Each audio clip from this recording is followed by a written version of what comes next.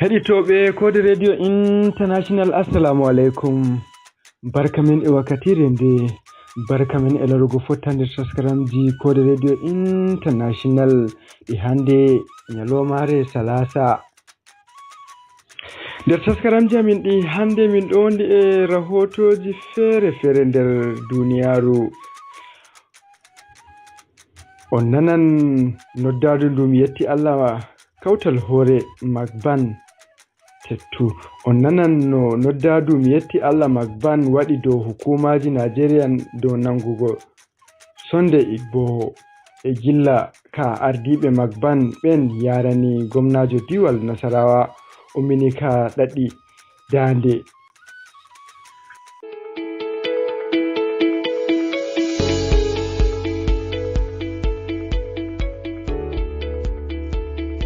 To keɗitoɓe, hande min heɓata waddango on kubaruji duniyaru sabu dalilaji goɗɗi. Ngam non wo'ine jonde ngam heɗitiggo taskaramji ɗi min taskani on hande.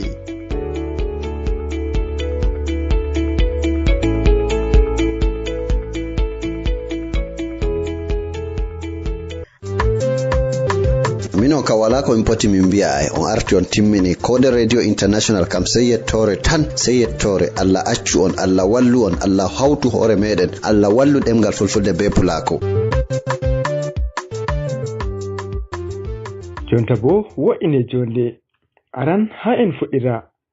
enanta hirde dow noddadu ndu mi yetti Allah Magban waɗi dow hukuma ji Najeriya nanga sonde Igbo e gilla ka ardiɓe Magban ɓen yarini gomnajo diwal Nasarawa ummini ɗaɗi dande e mi wi'a dow social media nda iromo dake hirdi be nanta National Secretary Magban. Keɗite jam. Assalamu alaikum. Ibrahim Kode Radio Usemani. Hala ka gaɗa gonga no min nodditi hukuma Najeriya yigo ɗum nanga sonde Igbo fo ngam o yaaɓi doka Najeriya o yi'i o morarta balludi himɓe makko balla mo o riwa fulɓe to ɓe keɗo gomnati walla ɓe. To min andi bo fulɓe no duroɓe kuma durgol no halal nder leydi Najeriya. Kan waddi min gi'i lalle ɗum ko wa'i hana, ngam non bo hukuma nangamo adanamo mataki. Anani ko won ɗon yorbaɓe e jooɗi ko to e nder Najeriya wala giɗo ɓe diwe ɓe kaɗe sana'aji maɓɓe. To anani ko watti min gi'i ɗum. To ɗe balɗe ɗum yi on jarani gomnajo diwal Nasarawa gilla umminka ɗaɗi dande ha dow social media. To koko yari on ha yaki gomnajo diwal Nasarawa injiniya Abdullahi Sule. Hala yadu amen fada gwamnati Nasarawa ɗon to gwamna injiniya Abdullahi Sule ɗum hunde ɗiɗi yari min. Go'o ni hala fulɓe rukubiɓe ɗum wa'i bompin rowani. Kamɓe min tokki hala maɓɓe diga den do ɗum wa'i hunde ɗum min jahi fado lamiɗo doma dow gomnajo on, min jahi fu dow hukumaji min tokki sai balɗe ɗe Allah hoddiri Air Force ɓe gi'i kamɓe adi teddergal lalura kan kuma ɓe kokki munyal ɓe jahi honnore ɓe ga'i bahasiji dow non. To kam min gi'i gomna min jahi to mum min gi'i ɗum to ai munyal tan heƴai sai de ɗum hokka ɓe balludi idiya noon no ɗum hokki ɓe tudumbiri ɗum jahar Kaduna. Den kuma haala jangirde gode o onti ɗon kokona local government nokkure etende Sabon Gida Special Boarding Nomadic Primary School. Min jahi min dartirimo balludi o ɓeyda sembe e haraka jangirde den ngam ɗum heɓa ilmi fulɓe ɓeydo dow no woni joni. Hundeji ɗum ɗiɗi ari min jaha dow haala Bello Boɗejo kuma min ga ayka ɗon to makko. Menen Bello Boɗejo non no wontiri fu miɗon do'no ɗum to min kawri fu Allah wurtina ɗum hano iri non no Deputy National President mo Magban Engineer Manir Atiku Lamiɗo adira non ma kanko ma alay bello boɗejo to kanko ma miɗon gaɗanamo fata alheri amma ɗum ko yari min haraka gollal non hana siyasa hana kuma haraka dow bello boɗejo non miɗen gini himɓe paama dow non useko min getti yawwa Dr. Abdullahi Bello Boɗejo horejo mi yetti Allah kawtal hore mo lesdi Najeriya ɗum tammi warango on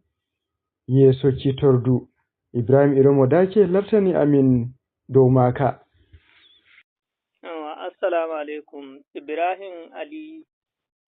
Hande ɗum joɗake hande ɗum watti ɗum joɗoto ha yaruki horejo mi yetti Allah kawtal hore yeeso hitordu ko jehi ha hitordu nu koko yahata ha ton ɗum. Alaikum assalam wa rahmatullahi ta'ala wa barakatuh. To ko hitordu ɗum woni meɗen kowa e zuri de shugullaji mon kawai unexpected kawai sai min nani wi'ego hande ɗum wadday jagorɗo ton hitordu. Min ummi de min kocci mota min jehi min mili ma min giyan ko ɗum waddimo kuma ashe ɗum waddamo way hande ɗum fuɗɗata haala kam nde ɓe gari ɓe gaɗi haala kam o lawyajo mo ɗo président o ummi lawyajo darantoɗo ha gomnati won ɗon ko no o darantoɗo de laamiɗo fulɓe nam o ummi o holli ko yahata o holli kanko alƙalijo hanko woni kiitotoɗo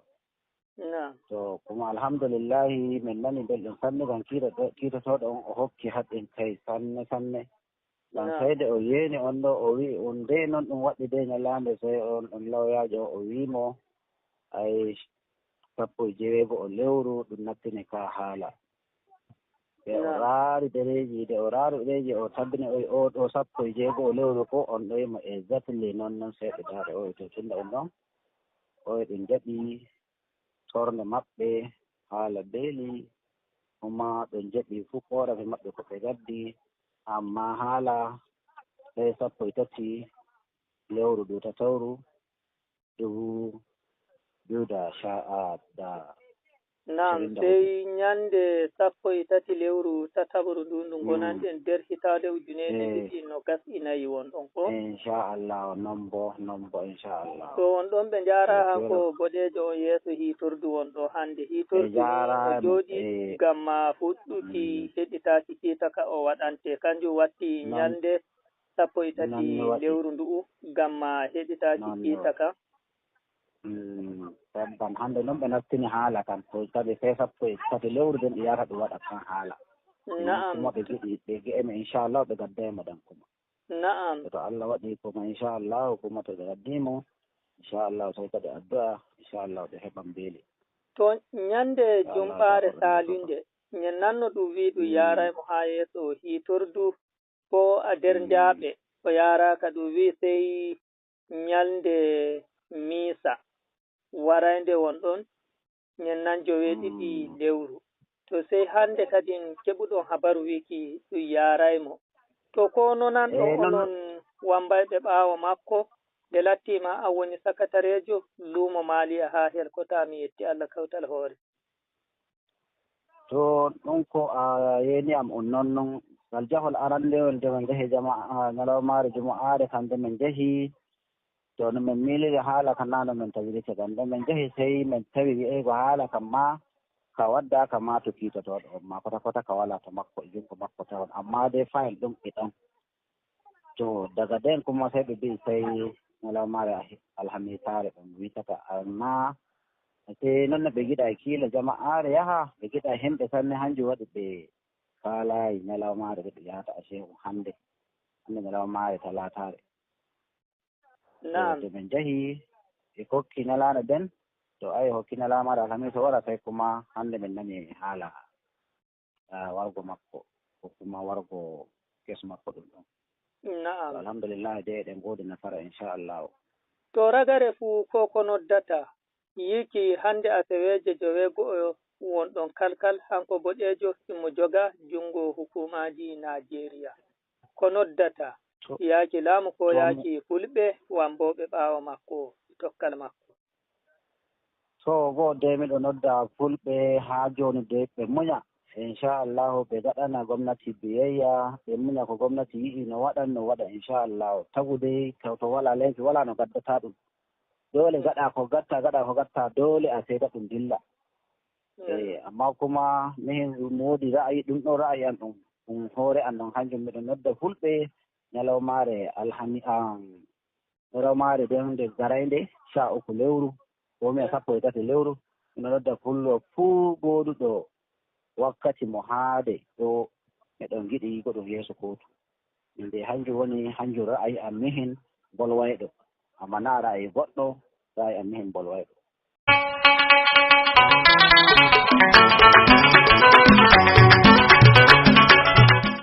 Be amin jemma e nyalawma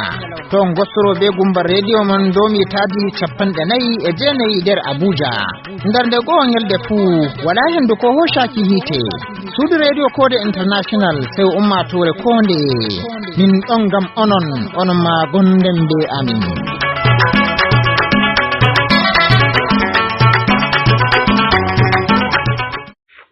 To ta waite taskaramji ɗin ɗiɗon garano on iga Code Radio International.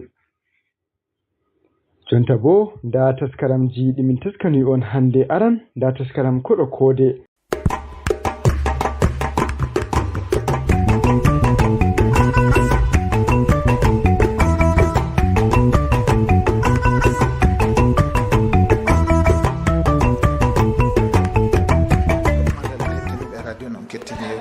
fulfulde fa hande nen en nandat en bandin en Alhaji Amadou Boukar. Amadou assalamu alaikum. Kassalamu Ibrahima Lugo. No huyɓe moɗon ni. Alhaji Amadou hande en filda haloɓe radioji e fulfulde a wari hande a janginiɓe ɗo ende a holliɓe ɗumen woni gollan ɗumen woni ko jiiɗa haloɓe e fulfulde ɓen yamirode ko gaddantaɓe ko jangguirɗa ɗum woodi fof ko fama e ɗo majji. To hono jande kay bon gam hunde kay fu jande ne wiite de wona jande hono sikkirte ni noon yewtere noon mi yewtude e maɓɓe noon mi heeɓi sanne min ko andumi ele yewtereji ko mi e maɓɓe min kaali ɗum enɗam e wala fof ko jawranmi tan si wona hono ko yimɓe haali ɗum Allah wantaɓe yimɓe heeɓi fayida majjum gara majjum dutta ɓe jeggita hono kulle ɗiɗi mawɗe gonɗe endumi hono coci ɗi gattumi ɗi enɗam mbimi karfeje fulfulde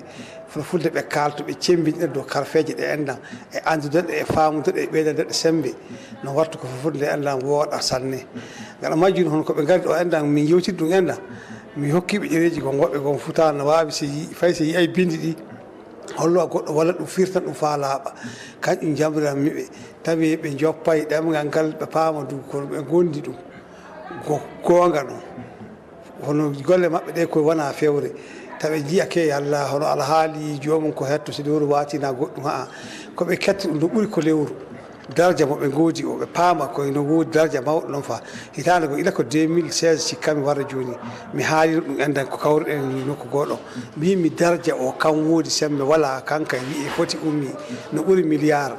saabu eɓe andi neɗɗo fof kaalowo e radio sa yii neɗɗo gonɗo leñol maɗa ɗengal no hettino ɗengal ma nan ɗengal maɗa wallahi aɗa weeli ɗum gaɗa majjuni koɓe tefi e duniya fof no hoyanaɓe yimɓe ne yiɗi haaloɓe radio so ɓe jii e fof eɓe moosan noon kamɓe kay en jalliniɓe noon en kaaƴiniɓe noon enda amma ɓe jaltintako en ɓe paama ɗum ɗo neɗɗo fof ɓe jiita ɓe cika ke Allah no hafakiɓe o to joni hande ɗumen jiiɗa haalugo radio keŋan e hande ɗumen sendi wallahi ko sendi ɗum ni woni hande yimɓe hande kam ɓuuri golle ɗe enna sembinɗinde dow majje saabu nde mum kay haalugo radio goɗɗum gon feere noon alhaali wona tewtewru mawdu noon saabu haaloɓe ɗuuɗa radio ji ɗuuɗa komin puɗɗuno radio minen kamin tan kalanno so wiyama fulfulde haalama radio le Niger ɗo kay ɗo yaade bilma noon minen tan noon hande ne en keewi so yimɓe heewi du fou jonka kiran ɗuuɗa so kiran heewi e hunde du fou yimɓe ɓeydan sembe saabu so yimɓe ne hirodira nden golle mum en mbotta hande fulfulde nde le radio o kam ɓuuri hono fara ko haalte ɗum endan e sembe e darjinde ko haalte ɗum amma hono karfeje ɗen kay o ɗum ɗon no laƴi seeɗa o gan jilla haalaji goɗo amma nde mum kay jillodirdake no amma de hande ni ɓuuri sembe toƴo hande haaloje radio ji e fulfulde hande radio ji heewi himɓe gaɗi 11 ko kawruɗa ɗo enda ɗumen woni ko jiiɗa ni ko beegima e hawrinde nde wallahi ko weli kan eleyi ko jiimi ɗum endan kan ni woni golle ɗe eɗe beeli ne weli ɓe sanne eɓe goodi anniya eɓe goodi dugondan himma fa e goto tampay fa lasara tawi en ɗo endan ɗum ɗon weli kan sanne mi yiido hakkude moɗon no goruɗon ni endan neɗɗo fu tefata tan fa wooɗa ko yiɗo haala fu sey inda wonko goɗo inda farga endan himɓe dino tondira hakkude mumen a yiidu on fu alatake walde goto ba ko duuɓi mon da boɗɗodira min ka ɗum ɗon kam wiyete gaɗa majjundu min ka abada mi fottayi to hawride waɗa wiya haaloɓe radio fulfulde radio ji kan tan jeeyi ɗum ɗon hawrodiri ha haalda yewtida e dey koɓe andi e dey koɓe goni ɓe golla min ka hande woni go'o ko jiimi ɗum mi faami ɗum go'o noon saabu fo e président APS wi aynana kanka hande won go'o mum ko fotti fulɓe wari jooɗi haaloɓe radio ji faala haalaji no wonno gollira e golleji mumen no wonno yaara ɗum waɗi ko ƴammi ɓe mbimi ɓe tafa karfeje wayri ɓe keeɓi Allah walli himɓe APS na yiɗi golle ɗe eɗen beeli ɗum kandu iri golle mum da noon jaati sembudude ɗemgal suudu no woodi no hani lewru fuu oɗon kawra ɗo enda oɗon tafa karfeje oɗon daara seni on keɓay to dari ɗon kakak bittorɗon jannguɓe fulfulde nde sabu wawde fulfulde kakkay ɗum kay wala wawde noon ɗum ɗon kay ko yoori karawno wawde fulfulde kam woni aɗa nana fulfulde nde aɗa andi ko wonno haali leymu nde a jangi ɗum sabu nane jo on indi goɗɗum goɗon ko woɓɓe no tinna dow harfere nden ɗon min kam mi mosulno gam e ley fulfulde watta yaata harfere nde wala e fulfulde amma kamɓe kay komɓe fina tawa noon ɓe tawri dottiɓe ɓe haala noon ɓe andirade fu ɗengal gon haala kan ɗon amma hono jannguɓe seni jom ɓe keeɓi jannguɓe fulfulde de hono joni haɗa indi rappo goɗɗo wiye Mouhamadou Suka Jokolle goni won toon enda na Hamma Boukary e mo liligo e na Mansara Abdou e kay en kay so ɓe mbi no fiya wallahi min paami ɗengal fof wala ko haalta ira majjum dey wiya ni en fulfulde yarata noon ɗum woni ko wooɗi e ɗengal fulfulde onon kay on kaaloɓe no on mbowti ɗengal ngal oɗon anndi ngal oɗon mboowi ngal oɗon nana hen haale ko nan ɗum e fulfulde fof o nani ɗum fayi guere mon wawi Hasankore no wawi guere mare no wawi ba Laraboure amma jannguɗo on kankay ne anndi ɗengal ngal yarata noon ɗum kay noyi windirte no mi haalni on jon har feere gon nane filla ko tubako wiyto diffamation ko wooɗa ɗum kam woni ha sidare ni a yiibe ni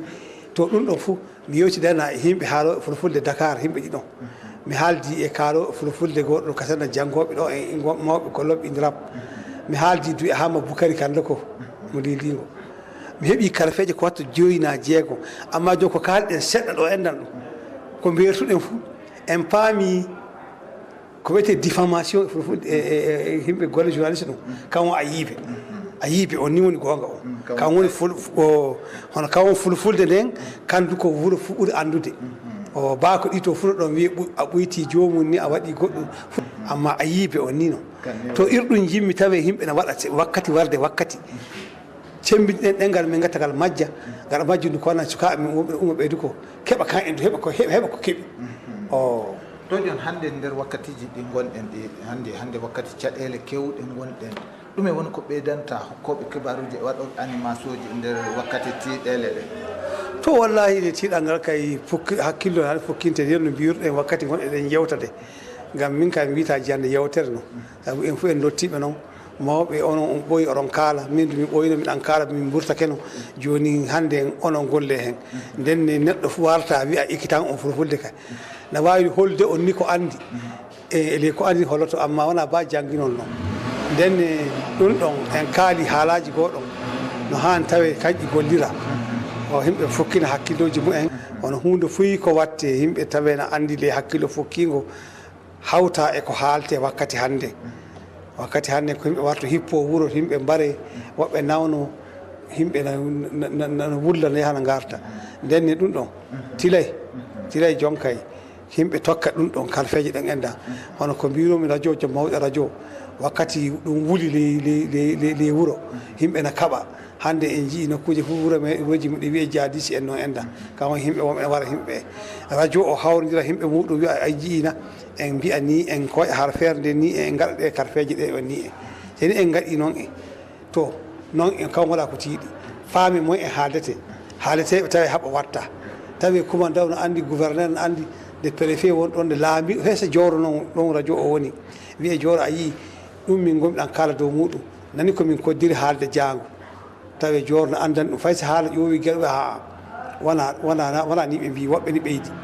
nden nde ɗum waɗi no hani tawi yimɓe wakkati iri majjum wari fuu noddodira hakkude mumen an mawɗo o to mboɗa hakkude sukaɓeɓe mbiyaɓe wallay on jii jon ko kaani gaɗon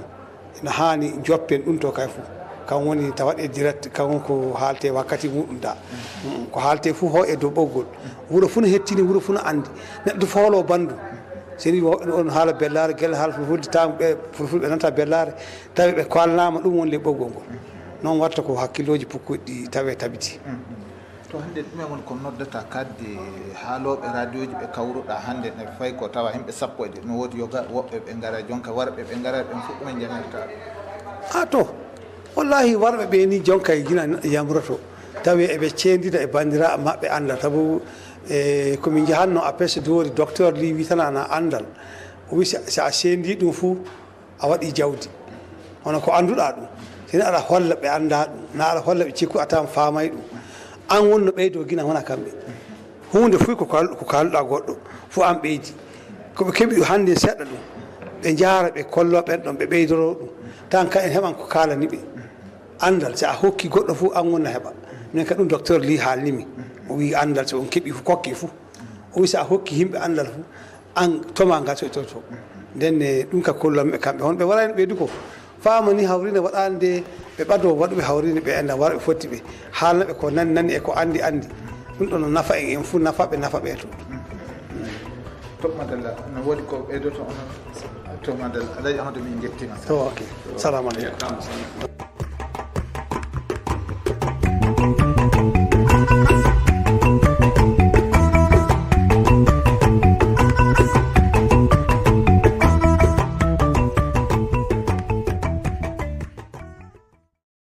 madalla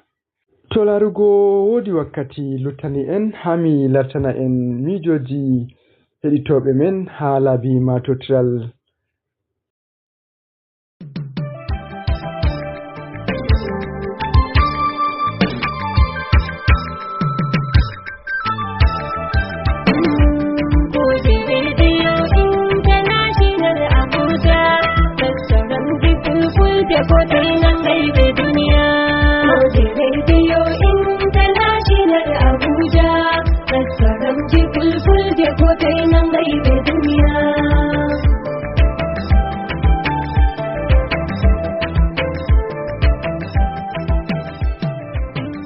arande nda siloso o wi yo Allah wallu fulfulde on jarama mi pullo maali mi weltake mi seeke masha Allah min jetti himɓe lesdi sin iga Abubakar may kunya Ahmad Sonde wi Allah yaru pulaku yeso amin Ahmad Sa'idu ga tugel wi barka men Allah ɓeddu daraja fulfulde e fulɓe Tella Amadou wi Allah wallu kuuɗe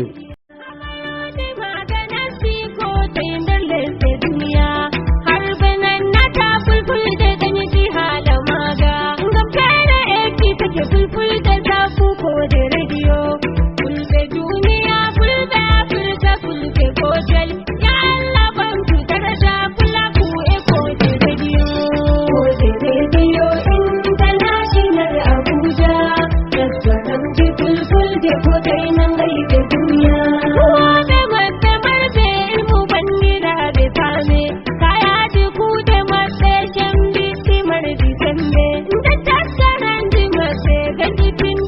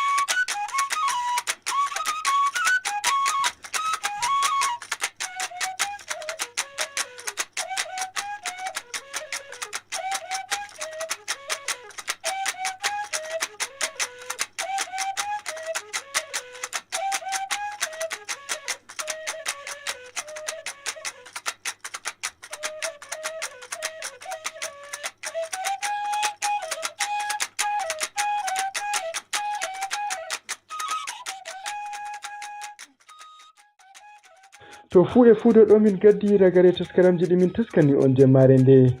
dow darnde huwanoɓe kode radio min Al-Amin Giɗaɗo Jadamo foɗi taskaram hande wiyata on balen jam.